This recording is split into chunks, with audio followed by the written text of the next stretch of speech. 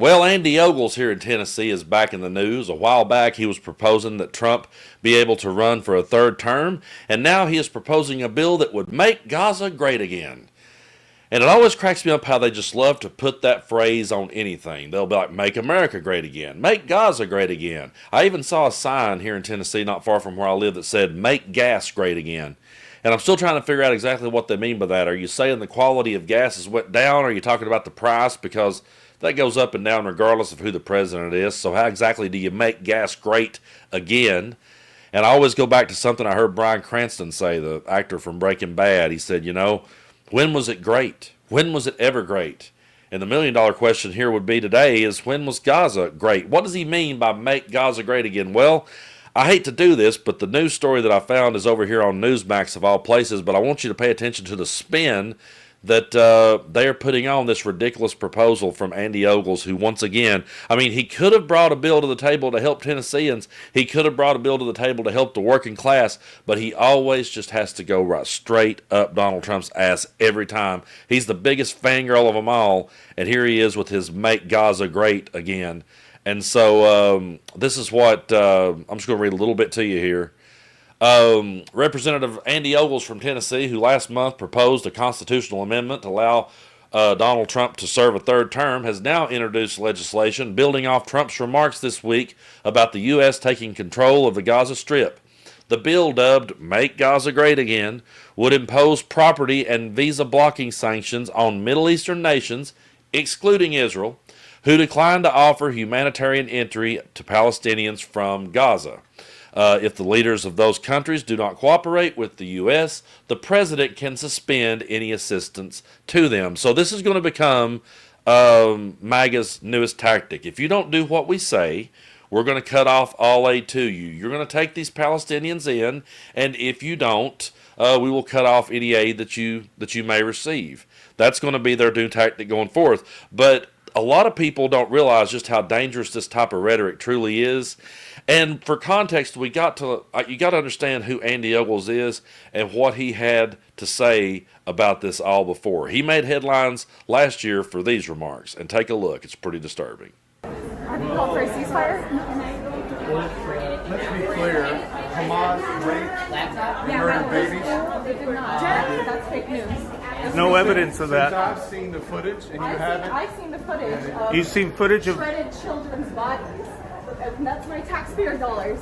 I- We're going to you know what? going to bomb those kids. So I think we should kill them all, if that makes you feel better. Everybody, Hamas. Do you even have heart? Yes. I'm sorry. Do you have heart? Do you have a family? Do you have a family? Hamas and the Palestinians have been attacking Israel for 20 years, and it's time to pay the piper. Israel's been attacking Palestine. Israel is an occupier. Palestine was there before Israel. Your naivety doesn't make it true. My what?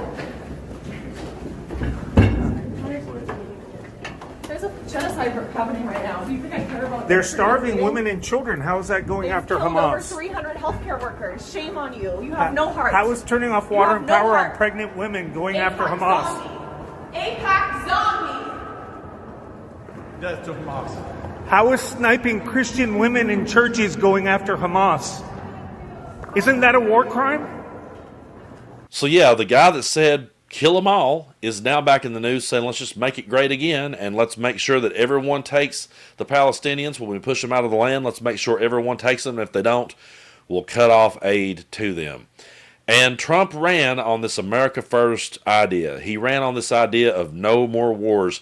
And he always went back and talked about how that, everything was just peace and prosperity when he was in. The world was just all hunky-dory. We all know better than that. We all know it's bullshit. But he went so far as to say none of these things would have happened had I been there.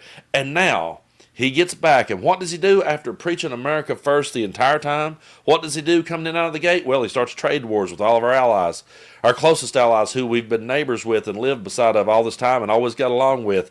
Then he starts throwing his insults, telling Canada he's going to make them the 51st state. Starts talking about buying Greenland, taking back the Panama Canal. He renames the Gulf of Mexico the Gulf of America, and everyone cheers. And I'm like, well, you're not getting your cheaper eggs here. You're not getting your lower grocery bills here, and there's no way you're going to with all this chaos going on. And now you want to come out and just turn Gaza into a strip and just turn the Gaza Strip into a Riviera? You're going to turn it into Mar-a-Lago like Nancy Mace said, hey, let's build a new Mar-a-Lago over there? How can anyone think this wouldn't just create more and more chaos? Now, I've had some people say, Brando, don't worry about this. This is so over the top. This is so ridiculous. It's something that could never be done. They're just saying it to distract from the bigger things that are going on. And I would say, no, they're not doing it to distract, because they're doing all this stuff out in the open. What they're doing is creating as much chaos as they possibly can to distract us all to the point that we can't figure out which way we're going. It's not that they're trying to distract us from the laws they're breaking. They're doing that right in front of our faces. It's to get us so distracted that we can't pay attention to all they're doing at the same time. And there are so many people. I really stayed out of the whole argument. And now sometimes I almost wish that I went ahead and got in it now that I look back on it in hindsight. But I stayed out of the argument that a lot of people on the left got into over Gaza. And the reason I did is because I'm truly not that educated on the situation over there. And the news changes so fast in the stories that it's hard to keep up with. But I do know that a whole lot of people on the left made it their entire identity to make that their central argument. And they were always criticizing Biden and then criticizing Kamala and criticizing anyone, and they made it their entire identity. And we tried to say to them, hey, listen, don't stay home. Okay, don't ride in Jill Stein on this one. Stay focused. Keep your eye on the ball. This Donald Trump truly is a threat to our democracy. And nope, I'm going to vote my conscience, which is weird because they'll say I'm going to vote my conscience, but then they stay home. And then they sit back and they wonder why people didn't show up. How did we lose this thing? Well, when you sit and encourage people to write in third parties, and you sit and encourage people to stay home, and you say things to the nature of, oh, I can't go against my conscience, so I'm going to set this one out over one issue. Now look what you've got. Now you've got a president saying we're going to own it. We're going to own it. We're going to drive the Palestinians out. Now you have Andy Ogles here saying that we're going to make people take the Palestinians whether they like it or not, or they'll cut off aid. And how is that going to go over in that region of the world? We'll be right back into more trouble than we ever were in. And to the ones that says, well, don't worry about it, this is just a distraction, he's not actually going to do it, it's too over the top. It's the idea that they say these things and put these things out here. I always say they put these things out here to see how people are going to react. They put these things out here to see just how far the public will go. And the one thing that we've learned with MAGA is there's no bottom whatsoever. There's no low they won't go to. Just when you think they can't go any lower, they will. And I don't know how they do it. It has to be completely exhausting to be a Donald Trump supporter and to be in MAGA, because you have to sell out your beliefs every other day. You have to stand strong on, oh yeah, tariffs is a great idea. Tariffs are wonderful. Tariffs work. Tariffs are patriotic. And then, actually, he was just using that as a leveraging tool. Yeah, we know they're bad, but that was just a leveraging tool.